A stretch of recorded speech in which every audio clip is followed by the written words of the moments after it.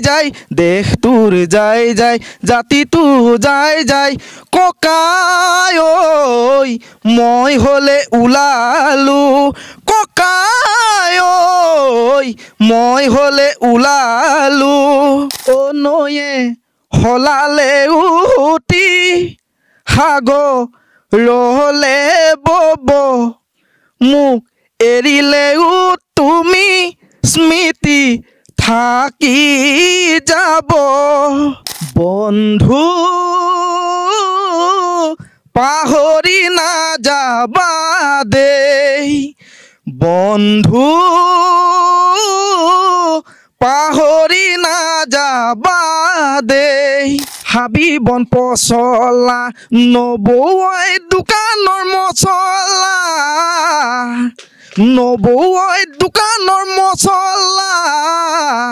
ঐ ঘৰৰ সমস্যাত সোমাই পৰিলো বিয়াৰ কথা পাহৰি থাকিলো ঘৰৰ সমস্যাত সোমাই পৰিলো বিয়াৰ কথা পাহৰি থাকিলো মদ খাই পগলা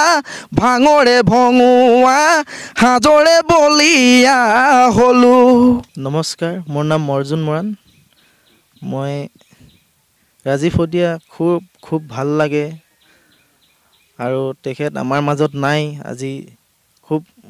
দুখজনৰ বিষয় মনত খুব দুখো লাগিছে তেখেত আমাৰ মাজত নাই আৰু তেখেতক ইয়াৰ পৰা মই শ্ৰদ্ধাঞ্জলি জনাইছোঁ আৰু তেখেতৰ আত্মাই যেন শান্তি পায় আৰু ভালে থাকে মই ভগৱানৰ ওচৰত তাৰে কামনা কৰিছোঁ আৰু মই তেখেতৰে এটি গীত অকমান গাবলৈ চেষ্টা কৰিছোঁ তেজত উঠিছে পীৰ পীৰণি ৰক্ত স্নানৰ মন জাতিৰ পিঠিত মৰণ সংকট অন্ধ জনগণ তেজত উঠিছে পীৰ পীৰণি ৰক্ত স্নানৰ মন জাতিৰ পিঠিত মৰণ সংকট অন্ধ জনগণ হেৰ কাণপুৰে গছকিছে ৰংপুৰ বানপুৰ চেপি খালে অসমীয়াৰ মন অন্ধ হেনাৰে কিৰণ জিকিবি হেমেকি উঠিছে ক্ষণ অন্ধ হেনাৰে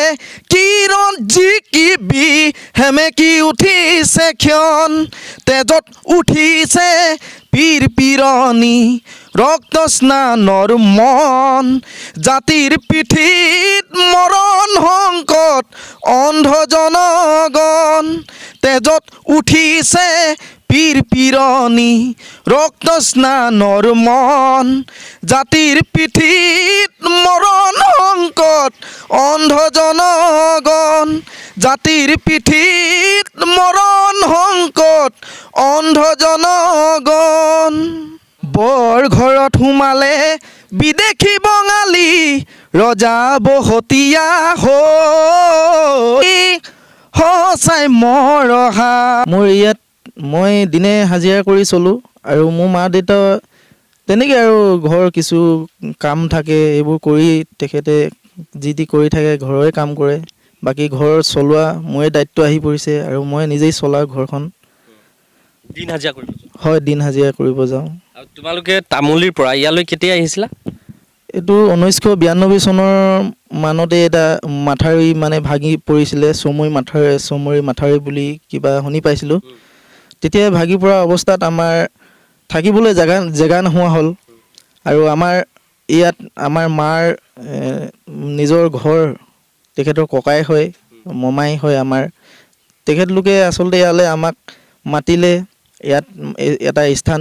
দিলে থাকিবৰ কাৰণে আৰু তেনেকৈ আছোঁ ইয়াতে এইটো